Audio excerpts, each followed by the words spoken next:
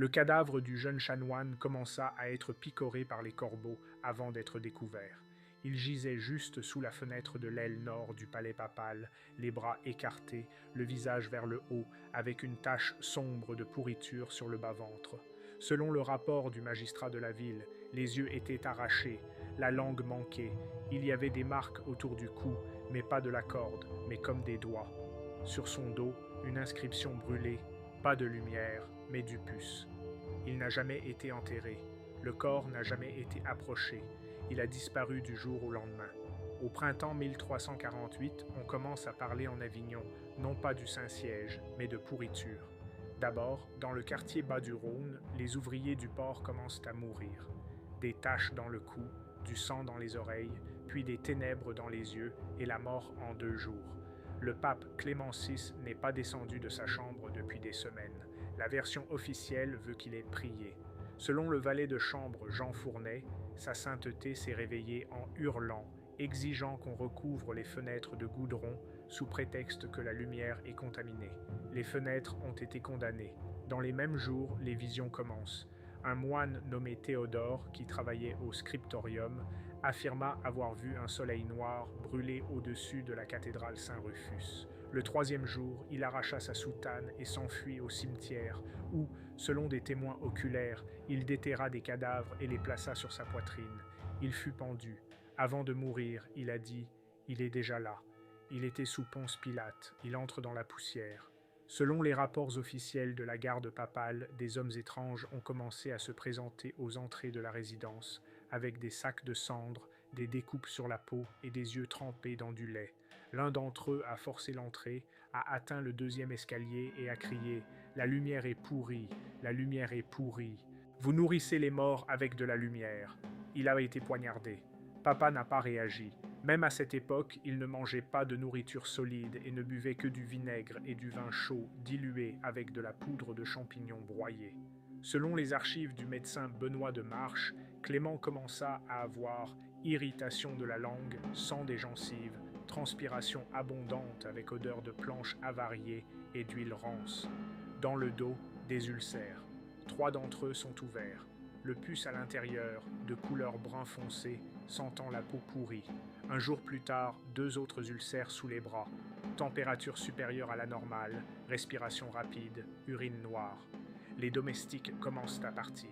Le premier à disparaître est le valet Benoît, puis le jeune scribe. Ils n'ont jamais été retrouvés. Le 3e, frère Simon, fut retrouvé dans l'âtre de la cuisine, carbonisé et les mains serrées en poing. Dans l'un de ses poings se trouvait un éclat provenant de la fenêtre de la chambre du pontife. Le bruit courut que Simon avait entendu Clément parler à quelqu'un dans la nuit qui n'était pas dans la pièce. Le pape lui-même affirma qu'il s'agissait de saint Marc, mais l'un des évêques qui observait secrètement la scène écrivit « Il parlait au charbon dans le brasero. Il l'appelait par les noms des apôtres. Puis, il s'est mis à s'appeler Marie. » L'accès aux mourants était limité. Des gardes armés se tiennent sur le périmètre. Les médecins ne sont autorisés à entrer qu'avec des masques et des gants trempés dans du vinaigre. L'un d'entre eux, Pierre Walden, s'est suicidé plus tard, laissant une note. Ce n'est pas une maladie, c'est un appel. Il y a une voix à l'intérieur. Entre-temps, la peste a atteint le marché central. Plus de 400 personnes sont mortes en une semaine. Les égouts étaient bouchés par les cadavres. Les rues dégagent une odeur nauséabonde. Les rats sortent pendant la journée. Des feux de joie spontanés sont allumés. Les corps sont brûlés sans être enterrés. Les religieuses refusent de toucher les morts. Le pape refuse de recevoir le sacrement. Lorsqu'on lui offre la communion, il brise la coupe. Les restes du vin s'accumulent avec du pus sur sa poitrine. Extrait de la lettre de l'évêque Pierre du Lang, il a dit que c'était son sang et que Dieu était déjà mort au siècle dernier. Maintenant, c'est nous. 2 jours plus tard, il commence à murmurer des malédictions sur la ville, sur Rome, sur le Christ lui-même. Les prêtres se taisent. L'un d'eux le frappe. Le lendemain matin, il meurt asphyxié. Des hérétiques apparaissent dans le palais. Officiellement, ils ne sont pas admis, mais selon les rapports de la garde municipale, 3 étranges docteurs ont été vus dans les couloirs du 3e étage, l'un avec un sac noir sur la tête, un autre sans langue, un 3e au visage défiguré par des plaies. Ils sont entrés, mais ils ne sont pas ressortis. Quand les gardes ont voulu les arrêter, 3 pièces brûlaient déjà à l'intérieur. Clément était à l'intérieur. Il criait, mais il n'appelait pas à l'aide. Il priait pour ne pas être emporté. Il fallait l'assommer. Le 4e jour après l'incendie des chambres intérieures, des oiseaux commencèrent à s'envoler des fenêtres de la résidence papale. Il ne s'agissait pas de corbeaux, mais de pigeons, autrefois gardés dans le jardin de la cour du monastère. Mais leurs ailes étaient couvertes de suie, et leurs plumes empilées de suie et d'humidité. Ils tournoyaient au-dessus de la place centrale et plongeaient brusquement vers le bas, s'écrasant contre la pierre. Les habitants affirment que les oiseaux ont frappé les fenêtres avec leur bec avant de tomber. C'est ainsi que naquit la rumeur. Le ciel n'accepte plus. L'état de Clément devient irréversible. Extrait du rapport du guérisseur Guillaume de Salus.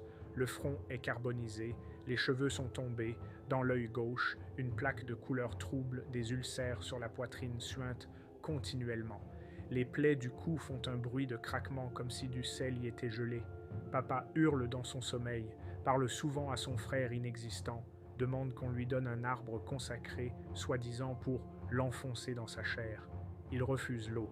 Il ne boit que du vin infusé de clous de girofle et de millepertuis. Les prêtres restés au palais commencent à mourir les uns après les autres. L'un d'eux, le frère Godefroy, commence à perdre la langue pendant son sermon. Sa voix devient un sanglot, puis un croassement, et enfin il s'effondre et meurt en serrant un chapelet dans sa main. Lorsqu'on a ouvert son corps, on a trouvé une masse sèche et vermoulue dans sa gorge. C'est à ce moment-là que la phrase a été prononcée pour la première fois. Il a contaminé l'air avec la parole. Plus personne ne lit les sermons à haute voix. Les salles basses du palais sont scellées. Les gardes portaient des masques frottés de graisse et d'ail. Les fenêtres sont barricadées avec du fer. À la porte, sur ordre de l'archidiacre, on brûle du soufre. Les hallucinations s'ajoutent aux symptômes de la peste. Un scribe chevronné raconte « J'ai vu des insectes blancs sortir de la bouche du pontife. Il les donnait à manger à une bougie. La bougie brûlait d'un feu noir. 3 jours plus tard, le scribe n'a pas été retrouvé. De plus en plus de gens se rassemblent devant les murs du palais. Les gens du peuple crient et demandent des explications. Des prophètes apparaissent sur la place, en haillons, les chemises déchirées, criant des psaumes déformés au point d'en être méconnaissables. L'un d'eux, Jacques, dit avoir vu Pierre lui-même se détourner du trône. Il est lapidé. On exige que tout soit brûlé, le temple, la bibliothèque, la résidence elle-même, pour purifier la lumière. Le rapport du commandant des gardes dit « Les corps dans les ruelles n'ont pas le temps d'être enlevés. On sort des rats des puits, certains avec des visages, je répète, avec des visages. Un enfant, le fils du tanneur, a été trouvé avec l'inscription dans le dos « J'ai mangé pour lui ». La situation devenait hors de contrôle, le commerce a cessé, le clergé s'enfuit, les rumeurs se répandent dans les rues, le bruit court que le diable en personne habite désormais dans la tour du palais et qu'il nourrit le pontife de mensonges. Clément, quant à lui, ne reconnaît même plus ses proches.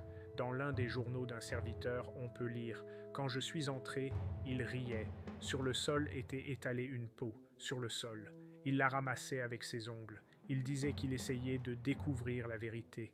Son urine moussait. Sur sa langue, un ulcère palpitant comme un œil vivant. » L'archevêque d'Arles, arrivé clandestinement, fait sceller la dernière entrée de la chambre du pontife. Les fenêtres sont murées. Seule une petite trappe subsiste pour la transmission de la nourriture, qu'il a cessé de prendre. On entend encore sa voix. Un murmure, puis un cri, puis un rire.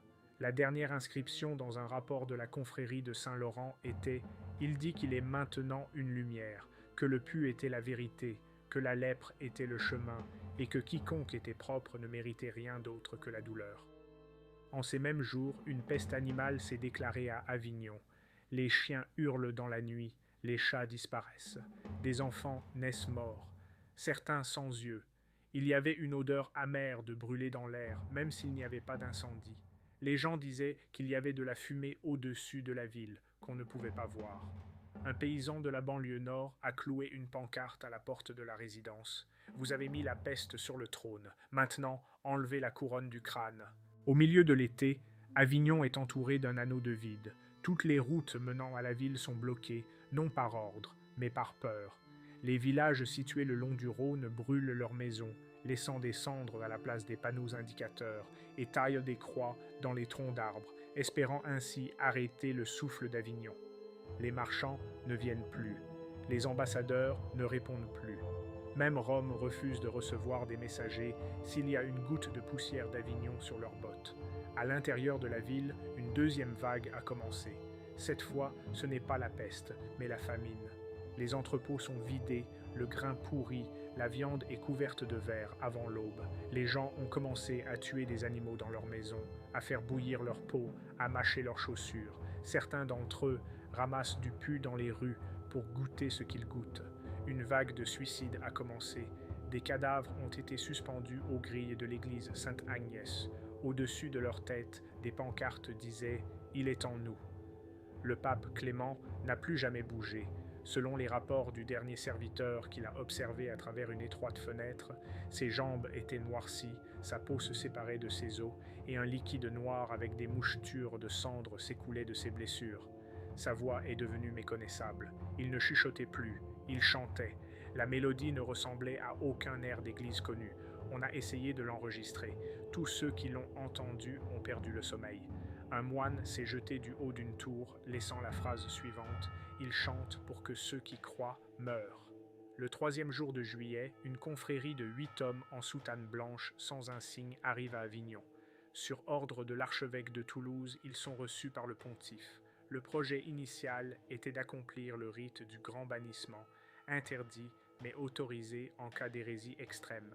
Cependant, quelques heures après leur entrée, les 8 disparaissent. L'un d'entre eux a été retrouvé plus tard, pendu par ses propres entrailles dans la galerie du sous-sol. Sur sa poitrine, un couteau avait gravé « Il nous a acceptés, nous faisons partie du monde ». Une émeute éclate sur la place. Le peuple exige que la résidence soit ouverte, que le corps soit sorti et brûlé avec le trône et tous les joyaux de l'église.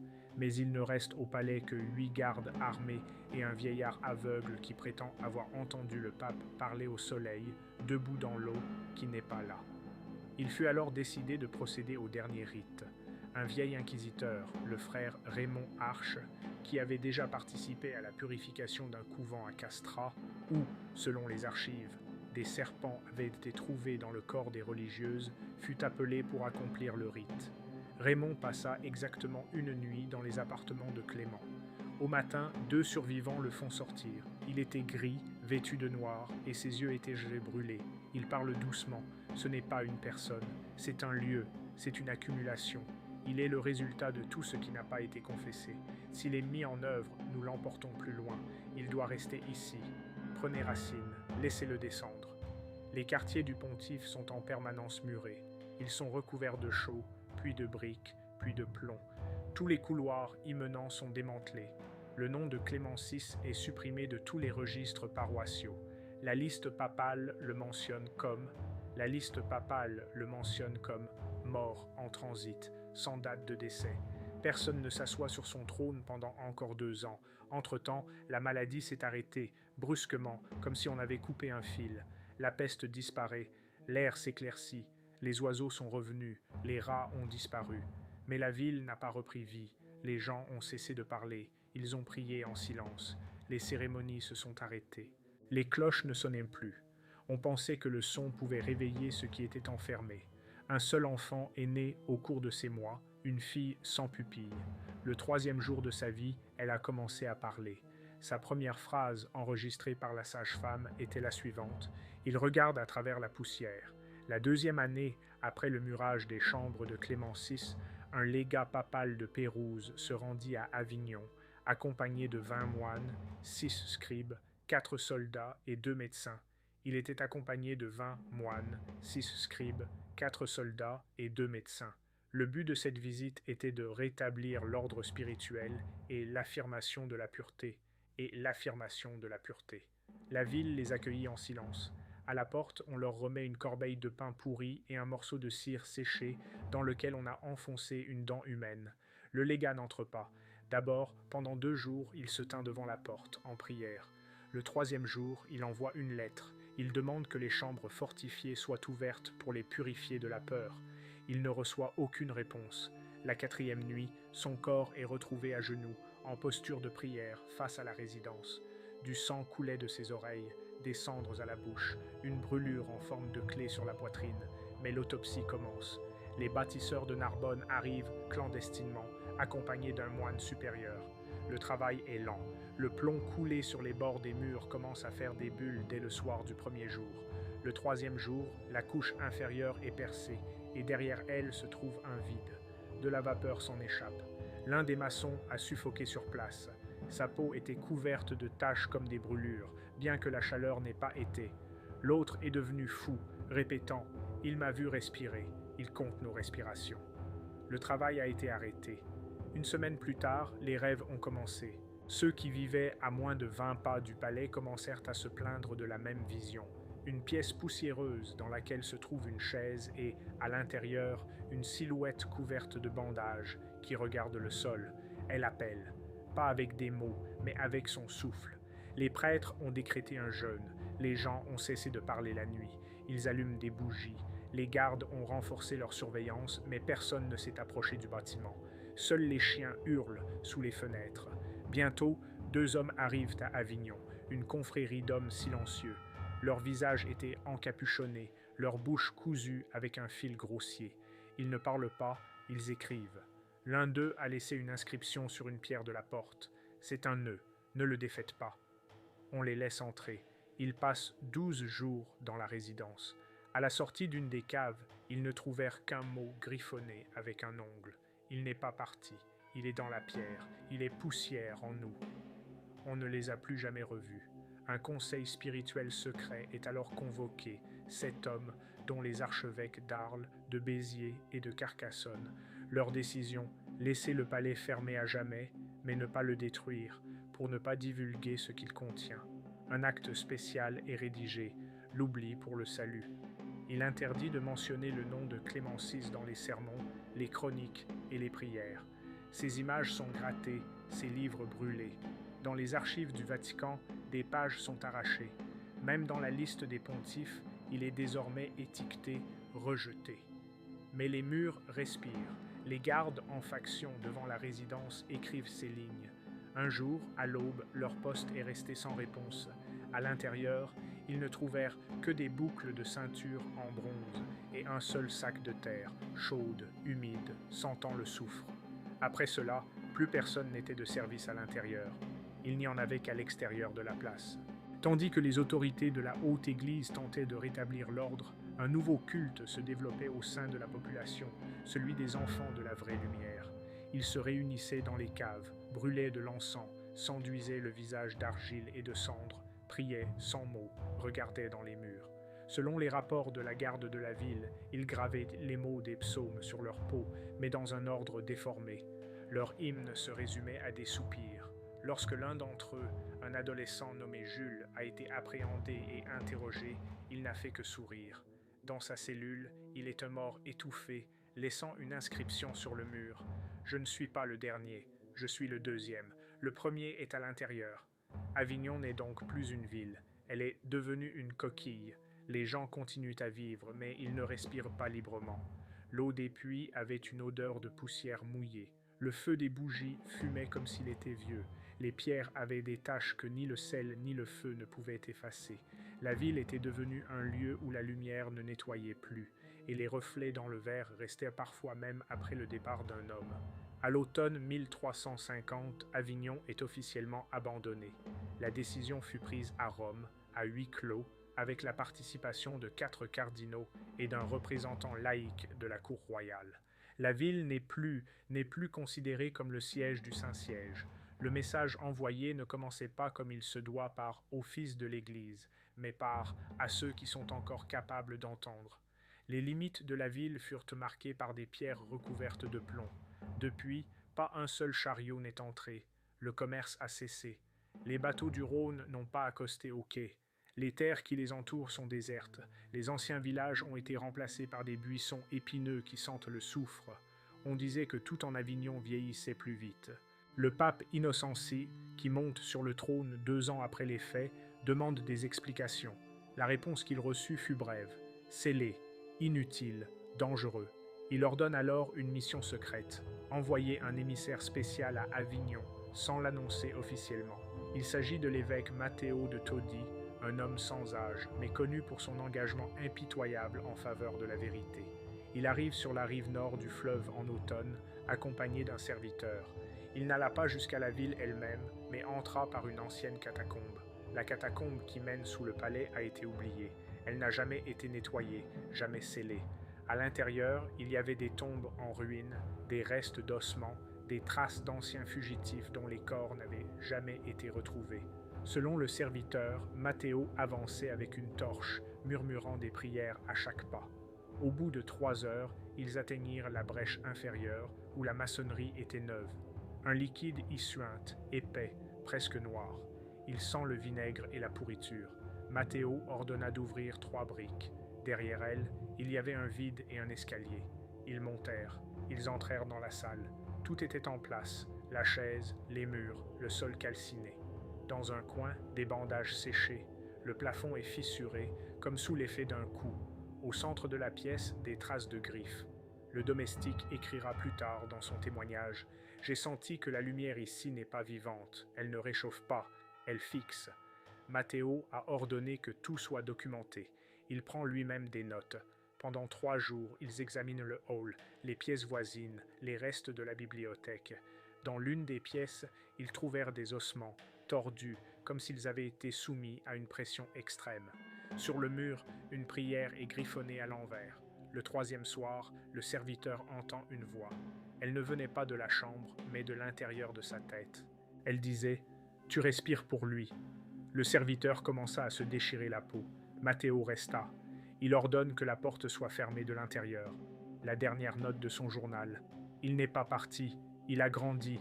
Il n'est plus seulement ici. Il est dans les gens qui ont oublié qui ils sont. Il est dans les pauses entre les prières. Il est dans les murs du temple. La lumière est contaminée. La lumière est malade. La lumière est un mensonge. L'évêque ne sortit plus. Le serviteur retourne à Rome. 3 mois plus tard, il mourut d'un empoisonnement du sang. Il avait sur le corps des plaies semblables à celles décrites à l'époque de Clément. Le serviteur mourut en silence. Sur sa poitrine, il y avait de la suie en forme de paume. La mission a été officiellement considérée comme un échec. Toute mention de la mission a été effacée. Les archives ont été détruites. Seul l'un des carnets personnels du cardinal de Ravenne contient une note. Matteo ne s'est pas trompé. Il a ouvert une pustule, pas une plaie. Nous pensions l'avoir chassé, mais nous sommes sa porte de sortie. Entre-temps, il ne reste plus grand monde à Avignon. Ceux qui ne sont pas partis, c'est comme s'ils s'étaient attachés à l'endroit. Ils avaient des taches sur la peau. Ils commençaient à voir des ombres, même dans l'obscurité. Un vieil homme qui vivait près de l'ancien monastère disait que chaque nuit, il entendait quelqu'un monter les escaliers. Bien que les escaliers aient été démontés depuis longtemps, il rêvait d'une voix qui lui disait « Merci de t'être souvenu ». À l'extérieur, ils ont commencé à construire des murs. Personne ne parlait de quarantaine, mais à l'intérieur, plus personne n'entrait. La lumière sur Avignon a changé. Elle est devenue grise au coucher du soleil, et le matin, elle est devenue rose, comme du sang sur un chiffon. Les gens de la plaine ont dressé des croix, les ont arrosés de vinaigre. Les femmes, à la naissance de leurs enfants, brûlaient le cordon ombilical sur une dalle en solitaire, pour que la lumière ne se fraye pas un chemin. Que la lumière ne se fraye pas un chemin. On parlait de moins en moins de la ville, de plus en plus silencieuse. Des pages ont été arrachées dans les bibliothèques, aucune mention dans les sermons, même le nom était orthographié différemment. Avion, Seal City, Ash Place. Il ne restait plus qu'une phrase, parfois prononcée avec effroi, « Si la lumière se meurt, qui nous sauvera maintenant ?» Au printemps de l'année 1441, près de 100 ans après le murage des chambres papales, la peste revint. Elle commence non pas dans les ports, non pas dans les quartiers insalubres comme auparavant, mais dans le monastère de Saint-Augustin, dans un quartier désert d'Avignon, où personne ne vit sauf 4 frères silencieux qui n'ont pas quitté leur cellule depuis leur vœu. Ils sont morts en 3 jours. Le premier, les yeux gonflés et le crâne fendu. Le second, avec un abdomen gonflé, à l'intérieur duquel, selon le médecin, se trouvait un fœtus en forme de tête avec des dents. Le troisième a disparu. Il ne restait que sa soutane et des empreintes de pieds nus menant au mur nord. Le quatrième est retrouvé agenouillé comme pour prier, brûlé jusqu'à l'os, alors qu'il n'y a ni cierge ni feu à proximité. La rumeur s'est vite répandue. On a parlé de la deuxième mort de la ville, mais personne n'a cherché à partir maintenant. Il n'y a plus d'endroit où aller. Hors les murs, Avignon est tombé dans l'oubli. Même la carte dessinée par les universités toulousaines la qualifie de quartier sans données. Le courrier n'arrive pas, le commerce n'arrive pas, les frontières, envahies par des arbustes épineux sur lesquels aucun oiseau ne nichait. Mais il y avait à nouveau une odeur dans l'air, rance, humide, le goût de la rouille dans ma bouche. Une nuit, le tonnerre a frappé le clocher de la résidence et a ouvert une fissure. Le lendemain matin, elle a été repérée. Un jour plus tard, on a trouvé une lettre à l'intérieur d'une des pierres qui s'était détachée. Pliée, elle est recouverte de graisse et de miel pour la conserver. L'écriture est monacale. Contenu: si on lit ceci, c'est que je suis vivant, ou ce qu'il reste de moi. À l'intérieur, ce n'est pas une maladie, ce n'est pas une hérésie, c'est une volonté, concentrée. Tout ce qui n'est pas confessé, pas reconnu, pas pleuré, tous les mensonges, toutes les vengeances, tous les regards que nous avons pris, toutes les douleurs que nous avons infligées aux autres. Il n'est pas une personne, il est un débordement. Le mur tient bon, pour l'instant, mais il ne durera pas éternellement, et il ne meurt pas, il attend juste qu'il cesse de se souvenir. Et alors il sortira comme la première lumière de la nuit. Mais cette lumière est contaminée. La lettre n'a pas été conservée, elle a été brûlée, mais une copie a été faite par l'un des scribes. Elle se trouve au couvent de Saint-Jacques, dans un livre sans titre. Il y a aussi une note manuscrite. On a vu l'ombre de la tour se déplacer différemment, pas en fonction du soleil. À l'intérieur de la tour, on entendit des respirations. Un garde qui se tenait près de la maçonnerie a perdu la vue, et plus tard, la peau de ses mains. Il a demandé à être enterré vivant. Il a dit qu'il deviendrait une porte. À cette époque, les 2/3 de la population de la ville avaient disparu. L'eau des puits était devenue salée.